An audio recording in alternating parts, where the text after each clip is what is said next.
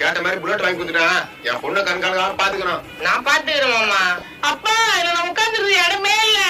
ஏய் நான் ஒரு ரவுண்டு போறேன், நீ ஒரு ரவுண்டு போ. மாப்பிள்ள சொல்ற மாதிரி கேளுமா. சரிப்பா. மாப்பிள்ள என் கண்ணையும் கட்ட ஒப்படைக்கிறேன். அது கண்காணிக்காம பாத்துக்க மாப்பிள்ள. வரேன்.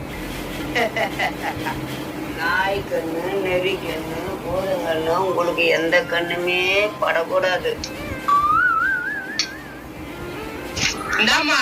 ஏய் அம்மா சொல்றதுல கேட்டு நடந்துக்கணும். சரிங்க. வலது காலை எடுத்து வச்சு போமா.